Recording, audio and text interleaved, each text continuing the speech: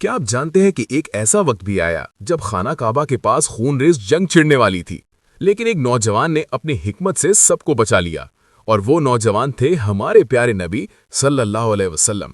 یہ واقعہ اس وقت کا ہے جب مکہ مکرمہ میں قریش نے خانہ کعبہ کی تعمیر نو کا فیصلہ کیا۔ جب دیواریں مکمل ہو گئیں تو سب سے بڑا مسئلہ سامنے آیا، حجر اسود کو اپنی جگہ کون رکھے گا؟ ہر قبیلہ چاہتا تھا کہ یہ عظیم سعادت اسی کو حاصل ہو۔ بات بڑھتے بڑھتے جھگڑے تک پہنچ گئی، اور یہاں تک کہ تلواریں نکلنے کو تیار ہو گئیں۔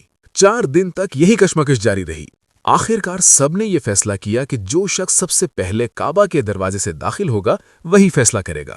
اللہ کا کرنا ایسا ہوا کہ سب سے پہلی جو شخصیت اندر داخل ہوئیں وہ تھیں حضرت محمد صلی اللہ علیہ وسلم۔ جیسے ہی لوگوں نے آپ صلی اللہ علیہ وسلم کو دیکھا، سب خوش ہو گئے اور پکار اٹھے، یہ تو الصادق اور الامین ہیں، ہم ان کے فیصلے پر راضی ہیں۔ یہ وہی لقب تھا جو آج صلی اللہ علیہ وسلم کو نبوت سے پہلے بھی ملا ہوا تھا، سچ بولنے والے اور امانت دار۔ اب آپ صلی اللہ علیہ وسلم نے نہایت حکمت سے مسئلہ حل کیا۔ آپ صلی اللہ علیہ وسلم نے ایک چادر منگوائی اور اس میں حجر اسود کو رکھا۔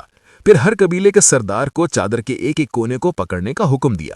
جب سب نے مل کر اسے اٹھایا اور مطلوبہ جگہ تک پہنچ گئے تو آپ صلی اللہ علیہ وسلم نے اپنے مبارک ہاتھوں سے حجر اسود کو اس کی جگہ پر نصب فرما دیا۔ دوستو، اس واقعے سے ہمیں یہ سبق ملتا ہے کہ جھگڑوں کو حکمت اور انصاف سے حل کرنا چاہیے۔ سچائی اور امانت انسان کو بلند مقام عطا کرتی ہے۔